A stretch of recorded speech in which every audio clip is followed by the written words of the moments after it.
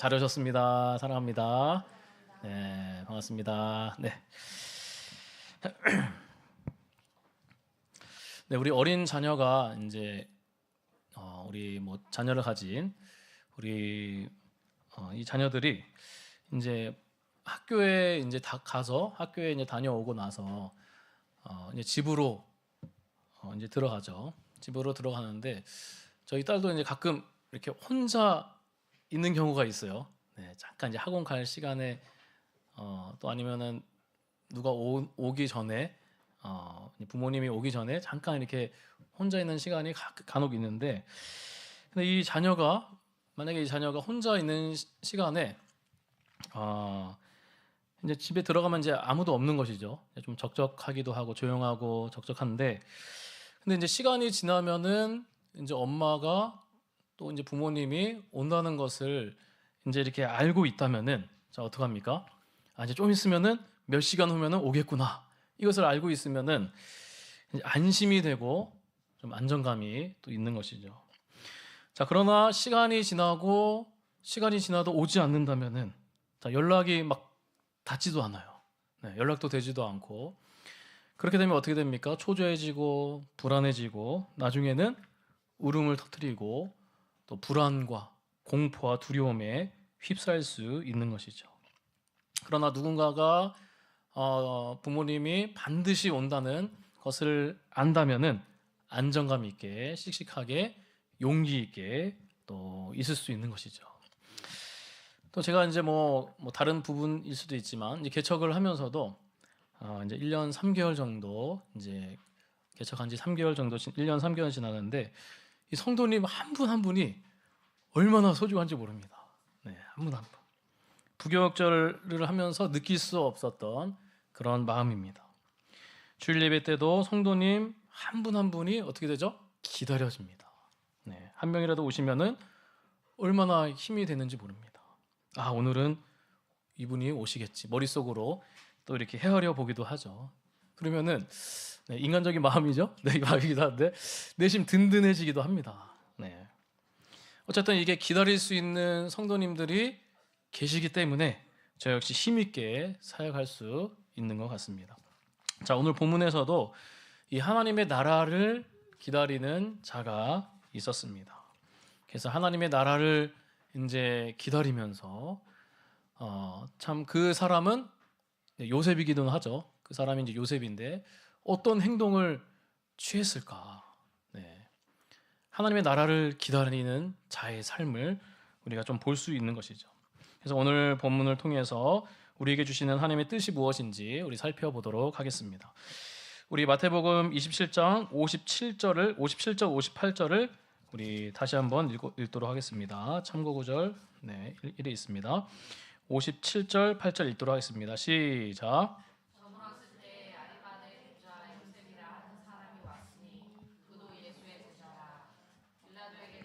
예수의 시체를 달라 하니 이에 빌라도가 내주라 명령하되. 네, 오늘 이 요셉, 아리마대 요셉이라는 사람인데 이렇게 요셉은 오늘 본문에서 자, 어떤 사람이었죠? 특징이 뭐였죠? 아리마대 부자 요셉, 네, 부자였다고 합니다. 그래서 이렇게 부유했던 것 같아요. 그리고 우리 마가복음 15장 43절을 보면은 우리 15장 43절 한번 읽어볼까요? 읽겠습니다. 시작. 아레마대 사람 요셉이 와서 당돌이 비달에게 들어가 예수의 시체를 달라 하니 이 사람은 존경받은 공회원이요 하나님의 나라를 기다리는 자라. 자, 요셉은 또 어떤 사람이었습니까? 네, 부자였고, 네, 그리고 공회원이었다고 합니다. 존경받는 공회원. 자, 공회원은 어떤 사람이죠? 네, 그 당시 이제 유대인들의 최고 의결 기관의 공회 어딘지 아시나요? 혹시 산헤드린이라는 그 공회가 있었습니다. 산헤드린의 회원이에요. 네, 산헤드린의 회원. 그래서 공회는 총 이제 한 71명 정도 이렇게 구성되어 있다고 하는데, 그래서 거기에 이렇게 공회원으로 있는 자는 그런 회원은 사회적으로 아주 지위가 높은 그런 자였습니다. 부자이면서도 또 사회적으로 지위가 높은 자였죠. 그 공회원들은. 네. 그리고 우리 마태복음 27장 57절 우리 아까 읽었던 본문에 아리마대의 부자 요셉이라 하는 사람이 왔으니 그도 예수의 제자다. 네. 그래서 예수의 또 제자라고 합니다. 부자였고 공회원이었고 또 예수님의 제자이기도 했습니다.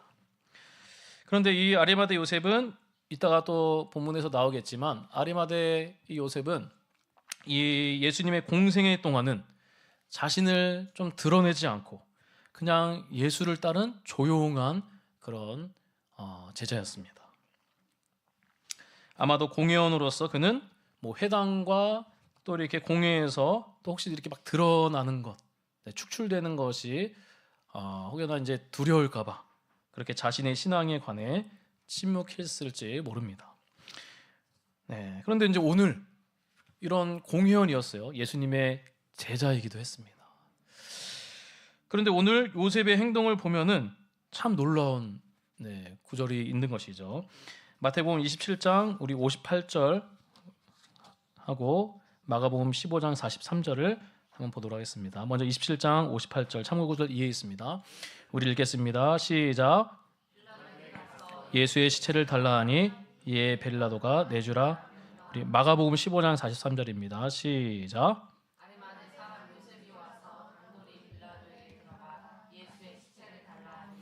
네. 아멘. 자, 요셉의 행동은 어떻습니까, 여러분들? 네. 요셉이 누군지 어떤 사람인지 우리가 이제 알았는데 요셉의 행동을 우리가 봐야 하는 것이죠. 요셉은 아주 당당하게 빌라도에게 나아가서 예수님의 시체를 달라고 했습니다. 마가복음 15장 43절을 보면은 어떻게 말하고 있죠? 네, 아리마대 사람 요셉이 와서 당돌이 빌라도에게 들어가 예수의 시체를 달라 하니. 네. 자, 마가복음에서 이 당돌이 말하고 있습니다. 당돌이가 뭘까요?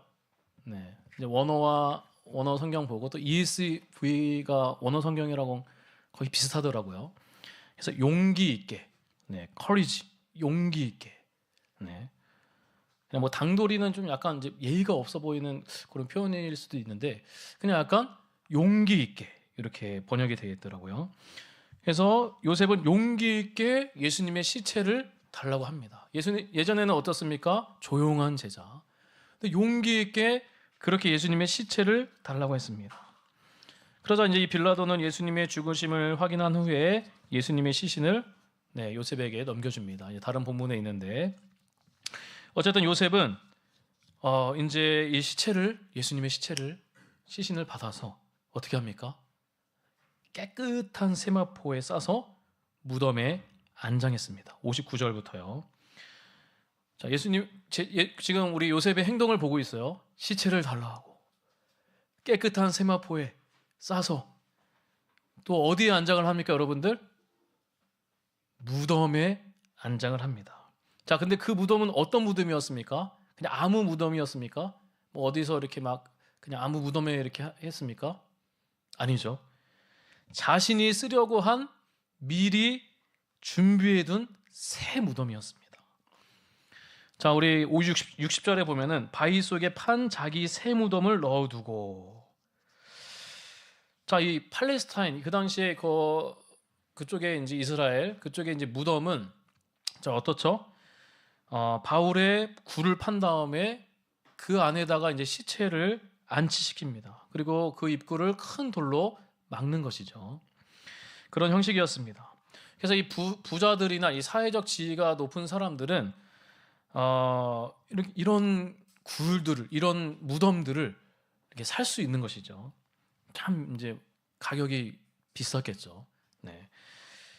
그래서 이 높은 사람들은 이 생전에 자기가 살고 있을 때 이 큰 무덤을, 아주 동굴 큰 무덤을 자신의 이게 거기도 하죠. 명예이기도 하죠. 네. 그래서 그것을 구입해 둡니다. 미리 준비해 두는 것이죠. 그래서 요셉도 사회적 지위가 높고 부자였기 때문에 자기를 위해 준비한 것, 아마 최고의 것이었겠죠. 죽을 때, 특히 우리 장례 치를 때 뭔가 이렇게 어떤 분들은 와 이렇게 크게 해야 된다. 네. 이런 분들이 또 있을 수 있죠. 뭐 약간 이게 뭐 하나 이렇게 할 때도 좀 귀한 거, 큰 거, 최고의 것으로 그런 게 있는 것처럼 이 요셉도 최고의 것이었죠. 근데 요셉은 자기를 위해서 준비한 이 새 무덤을 누구를 위해서 내어드렸습니까? 예수님을 위해서 내어드렸습니다. 주님께 내어드렸습니다. 바위 속에 판 자기 새 무덤에 넣어두고, 자 이렇게 요셉이 드러내놓고 당당하게 용기 있게 예수님의 장례를 치르는 것, 자 여러분들 어떻게 생각하십니까? 이렇게 장례를 치르는 것 여러 가지 면에서 결코 쉽지 않았을 것입니다. 자 한번 보면은 다시 한번 살펴보면은 그는 사내에 들인 회원이었습니다. 네. 공회의 회원이었죠. 사내 들인 공회는 어떤 곳이었죠? 예수님을 죽이기로 결의한 그런 공회이기도 했습니다. 그래서 자기가 속한 그런 기관에 그렇게 거슬려서 드러내놓고, 그래서 정성을 다해서 예수님의 시체를 달라 하고 정성을 다해서 그렇게 장례를 치르는 것은 사실 자신의 지위를 박탈당하거나 따돌림을 당할 수 있는 일이었습니다. 또 어떻습니까? 종교적으로도 당시에 십자가에 매어 달린 사람은 어떻습니까? 저주의 상징으로 여겨졌고, 또 이 시체를 접촉하는 거, 이 시체를 그 당시에 시체에 접촉하는 것은 율법적으로 부정한 자다. 부정한 자다.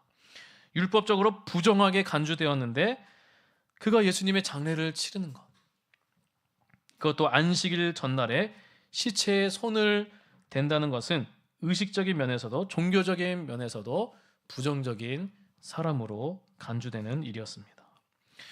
자 로마의 입장에서 보면 또 어떻습니까? 예수님은 정치적인 반역죄, 그렇게 죽임을 당했죠. 반역죄로. 반역죄를 범한 사람을 예우하면서, 여러분들 쉽겠습니까? 그렇게 반역죄, 아주 여러 가지 죄들이 그 당시 로마, 죄가 없으신 분이시지만 우리는 그 당시에 로마 사람들이나 많은 사람들은 이렇게 그렇잖아요. 뉴스에서도 누가 탁 죄를 지었으면 우리는 그것만 보고, 그것을 보고 와 저 사람은 진짜 나쁜 사람이다, 이상한 사람이다, 다 그렇게 생각할 수밖에 없는 것이죠. 다 이렇게 로마에서 탁 이 사람들을 그렇게 사형죄로 몰고 가니까, 거짓 증언으로 몰고 가는 것이죠. 그러니까 이 많은 예수님을 따랐던 마린 무리들도 이것을 보니까 생각이 바뀌는 것입니다. 호산나 다윗의 자손이여 했던 사람들이 다 이제 돌아서 버리는 것이죠. 어쨌든 이렇게 정치적인 반역죄로 그렇게 죽임을 당했는데, 이 사람을, 이 예수님을 위해서 예우를 지키는 것, 장례를 치른다는 것은 아주 사회적으로 부당한 대우를 받을 가능성이 높다는 것입니다. 한마디로 자신의 무덤을 파는 것과 같은 일이었습니다.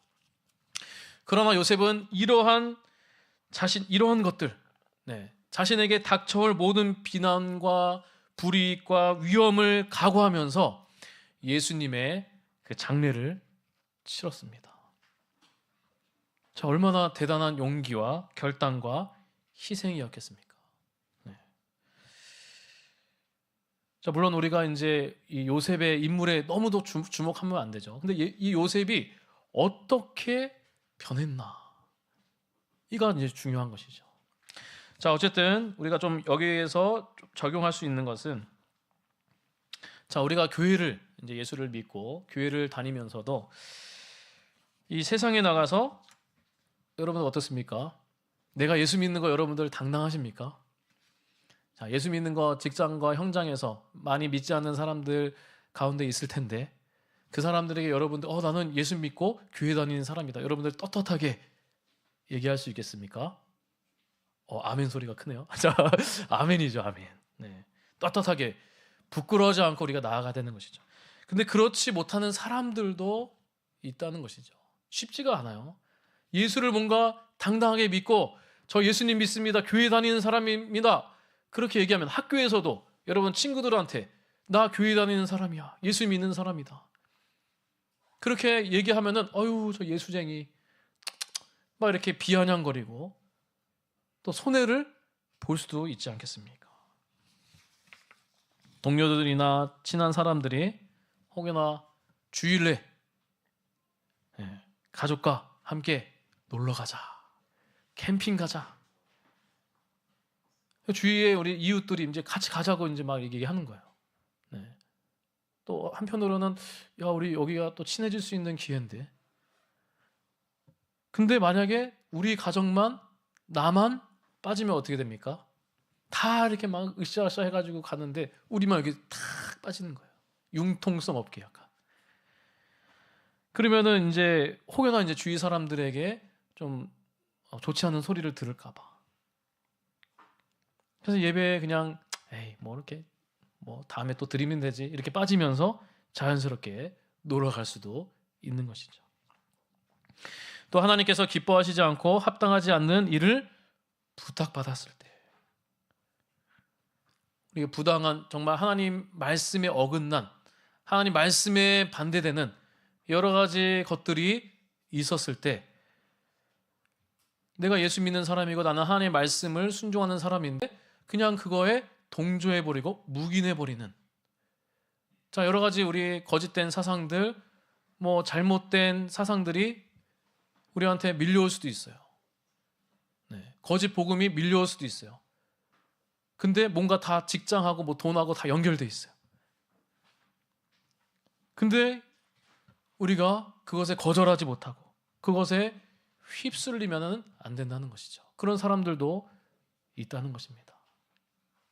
보통 때나 좋은 환경에서는 자신이 신앙인임을 드러내지만 자신에게 치명적인 손해나 불이익이 당할 가능성이 많은 상황에서 담대하게 믿음을 드러내는 사람들이 쉽지는 않다는 것입니다. 그래서 오늘 우리에게 주시는 또 말씀이기도 하죠. 오늘 본문의 아리마대 사람 요셉은 어떻습니까? 결정적으로 중요한 순간에 딱 한 번 있는 일이겠죠. 역사에 남을 중요한 순간에 손해와 희생의 가능성이 많은 상황에서 자신의 신앙을 드러냅니다.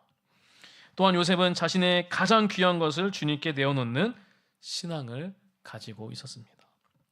사랑하는 성도 여러분, 또 영상으로 드리는 우리 성도 여러분, 하나님께서 기뻐하시는 신앙은 어떤 신앙입니까? 자기의 가장 귀한 것을 주님을 위해서 내어놓는 신앙인 것이죠. 저는 우리가 하나님께 드릴 수 있는 가장 귀한 거, 뭐 여러 가지가 있겠지만 우리 시간, 뭐 물질일 수도 있지만 뭐 시간으로 또 볼 수가 있습니다. 그냥 우리가 자신이 할 것 다 하고 시간이 남으면은 나는 주님을 섬기고 내가 쓸 것 다 쓰고 나서 남은 것으로 하나님을 섬기려고 한다. 그냥 절대로 희생하며 손해보면서 신앙생활 하지 않는 것이죠. 그러나 우리 믿음의 사람들은 자기가 쓰고 남은 것을 주님을 위해서 드리는 것이 아니라 가장 귀한 것을 내어드리는 것입니다. 자, 우리에게서 그것이 무엇이죠? 이 예배인 것 같아요. 예배. 네, 시간에 있어서 여러분의 우선순위를 예배로 두십니까? 이게 참 쉽지가 않아요. 네, 우선순위를 예배를 두는 거. 네. 그러나 우리가 믿음의 사람들은 뭐 돈하고 관련될 수 있어요. 주일날 돈, 일, 또 관계, 사람들의 눈치. 물론 정말 가야 될 상황이 또 있을지 모르겠지만 근데 내 마음의 문제죠. 마음의 문제. 네.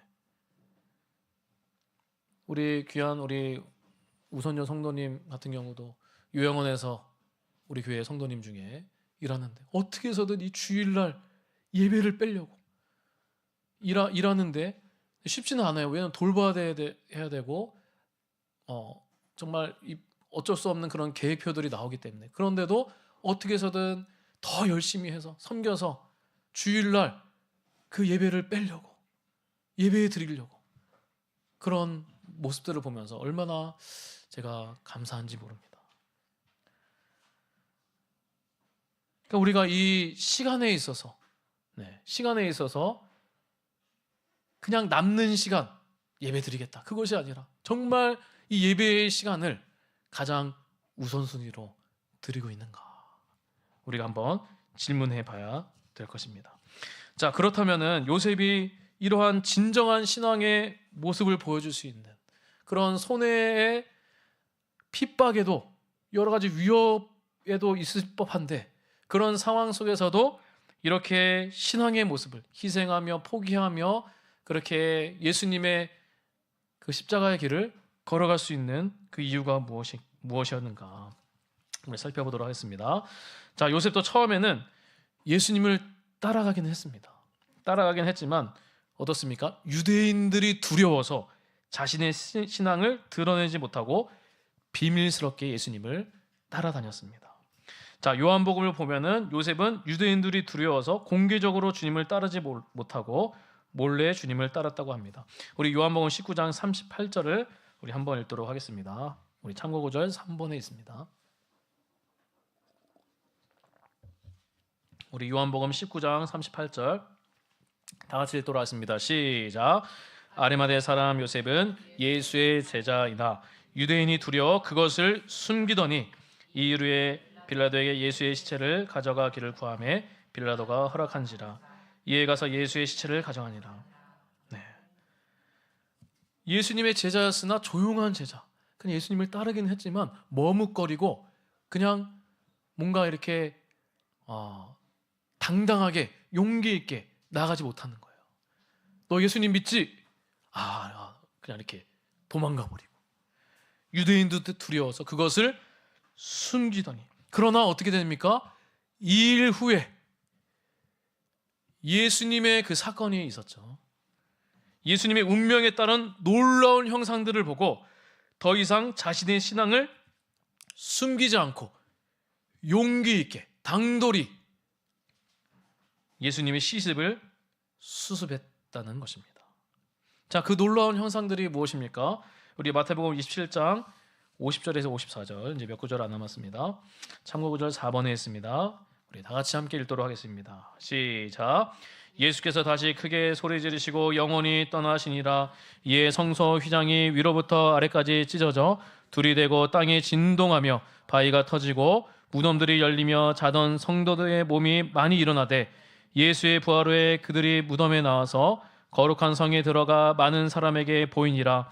백부장과 및 함께 예수를 지키던 자들이 지진과 그 일어난 일들을 보고 심히 두려워 이르되 이는 진실로 하나님의 아들이었도다 하노라.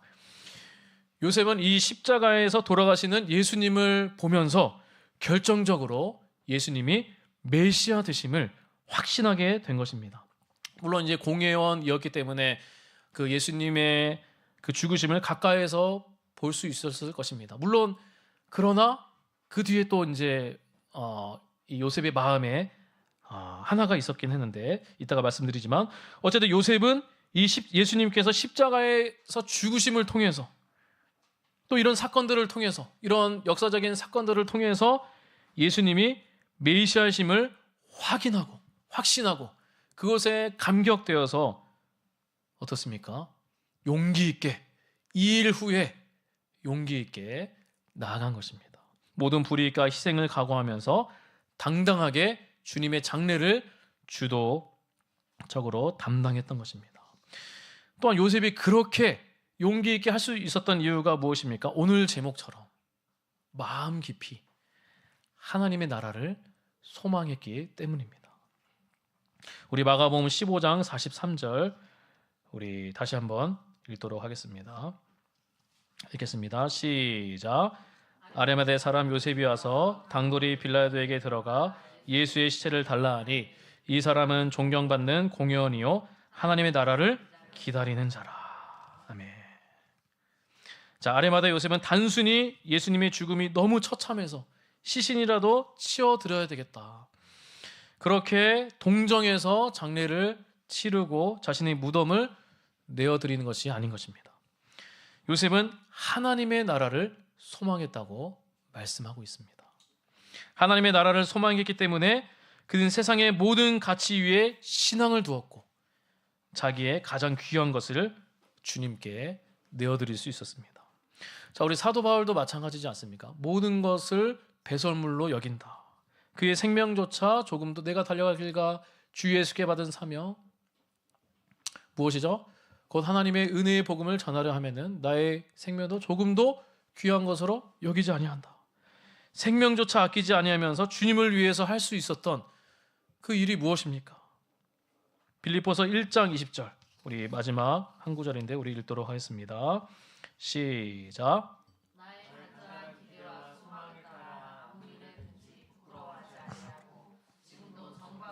온전히 담대하여 살든지 죽든지 내 몸에서 그리스도가 존귀하게 되려 하나니 이는 내게 사는 것이 그리스도니 죽는 것도 유함이다. 자, 어떻습니까? 바울이 이 다메섹 도상에서 주님을 깊이 만나지 않습니까? 요셉도 이 일 후에 이미 알고 있던 그런 예수님을 알고 있었겠죠. 그러나 이 일 후에 부활 사건을 통해서 그 전에 이 사건 예수님의 십자가 죽으심 또 말씀을 통해서 이 일 후에 정말 이 예수님을 깊이 더 안 것이죠. 그러면서 그 하나님의 나라에 대한 그런 소망이 있었듯이 이 사도 바울도 마찬가지예요. 사도 바울도 십자가에 대한 다메섹 동산에서 주님을 만나고 주님을 목격하고 그러면서 말씀을 통해서 하나님의 은혜 가운데 예배를 통해서 말씀을 통해서 이 예수님의 그 은혜를 하나님의 나라의 소망을 더 깊이 알아가게 된 것입니다. 나의 간절한 기대와 소망을 따라 하나님의 나라에 대한 소망이죠. 십자가의 감격과 하나님의 나라에 대한 분명한 믿음과 간절한 소망이 있었기 때문에 그렇게 자신의 모든 것을 희생하며 나아갈 수 있다는 것입니다. 다른 것이 아니라 원인이 그냥 뭔가 잘 보이기 위해서 뭔가 그냥 다른 감정, 좋은 감동이 되어서 내가 이렇게 희생한다, 구제한다 이것이 아니라 어떻습니까? 분명한 복음을 듣고 예수 그리스도의 십자가의 죽으심과 부활하심, 예수님의 주되심을 분명하게 믿고 예수님이 나의 주인이심을 인정하며 나아갈 때 하나님의 나라에 대한 것을 분명하게 할 때 어떻습니까? 우리가 주의 영광을 위해서 살아갈 수 있다는 것입니다. 여러분들 짧게 이 하나님의 나라가 무엇입니까? 하나님의 나라. 하나님의 나라는 영적인 나라입니다. 눈에 보이지 않습니다.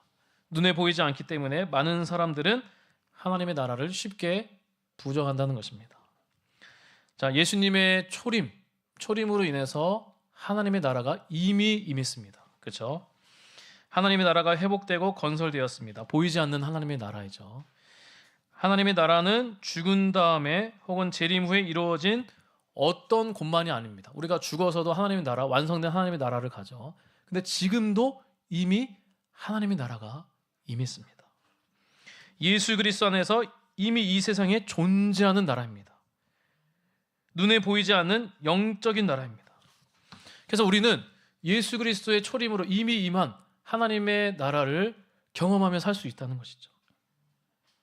자, 하나님의 나라에 필요한 것 세 가지 뭐라 그랬죠?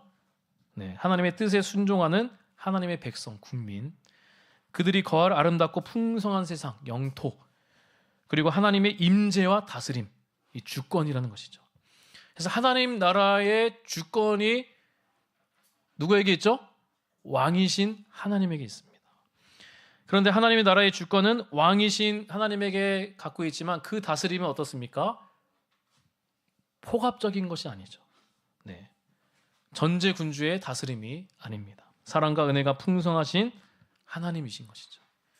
그래서 그 하나님이 이 백성들을 그렇게 다스리시는 것이죠.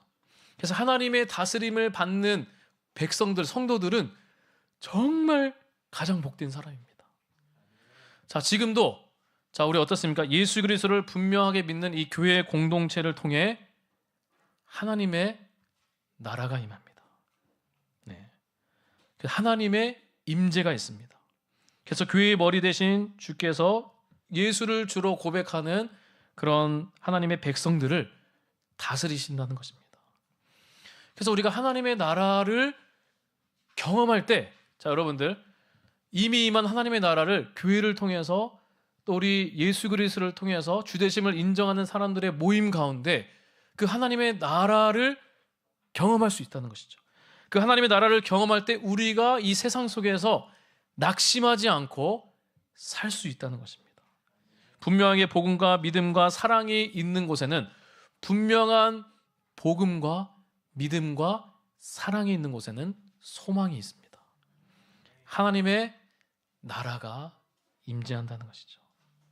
그래서 우리가 혼자 예배를 드린다. 물론 좋습니다. 혼자 드릴 수도 있습니다. 그런데 예수를 믿는 사람들이 이 교회 공동체 함께 모여서 예수님이 십자가에서 죽으시고 부활하시고 승천하시고 하늘 우편에 앉아 계셔서 주가 되시지 않았습니까?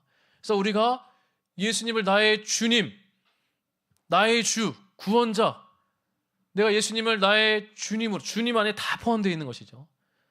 내가 예수님을 주인으로 인정합니다. 예수님의 다스림을 받는 백성입니다. 내가 하나님께 찬양합니다. 하나님께 예배드립니다. 이렇게 주라 고백하는 우리 성도들은 하나님의 임재를 경험할 수 있다는 것이죠. 하나님의 나라를 이 땅에서도 경험할 수 있는 것이죠. 세상의 부조리 여러 가지 어려운 형편 상황 속에서도 우리가 이 하나님의 나라가 있다면은 어떠한 상황 속에서도 당당하게, 당돌하게, 용기 있게 두려워하지 않고 걸어갈 수 있다는 것입니다. 그뿐만 아니죠. 예수님의 재림이 또 있어요.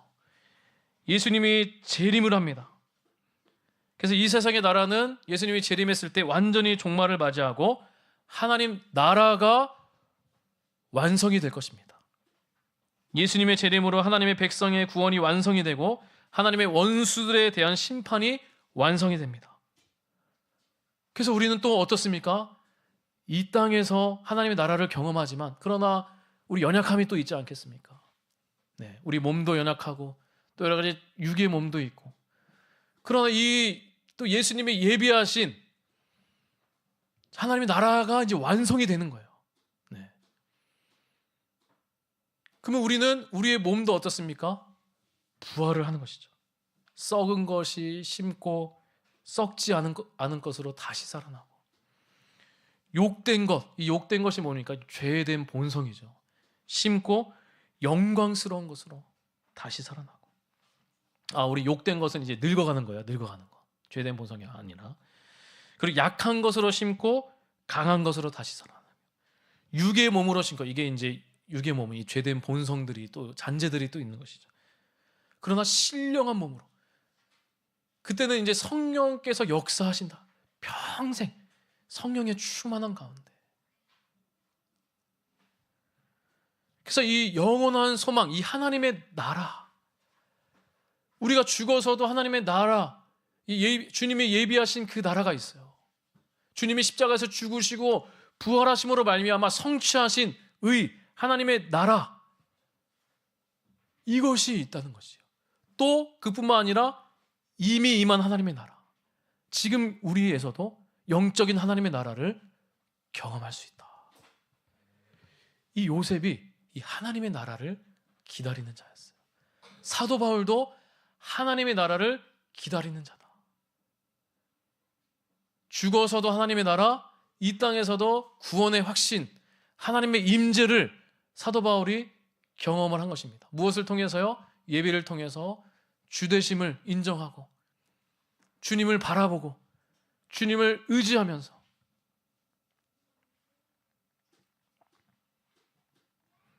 그래서 우리가 복음, 예수님, 주되심 이것이 우리가 더 선명해지면은 이 부활 신앙이 더 선명해지면은 하나님의 나라의 신앙이 선명해지면은 어떻습니까?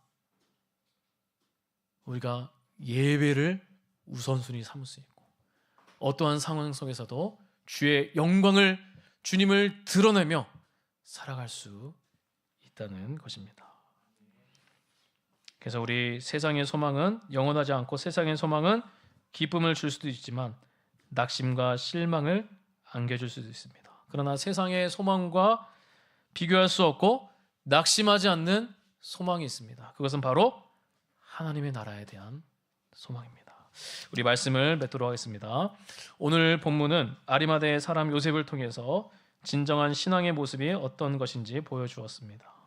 진정한 신앙은 손해와 희생이 있어도 자신의 신앙을 드러내는 신앙입니다. 진정한 신앙은 자기의 가장 귀한 것을 드리는 신앙입니다. 그런 신앙을 소유하기 위해서는 어떻습니까? 십자가에 대한 감격이 필요하고 하나님의 나라에 대한 소망이 필요합니다. 우리 모든 성도들이 십자가의 진리를 발견하고 하나님 나라를 소망하면서 나그네 인생을 진정한 신앙인으로 살아가기를 주님의 이름으로 축복합니다. 때로는 우리가 연약할 수 있어요. 넘어질 수 있습니다. 잘 안 될 수도 있어요.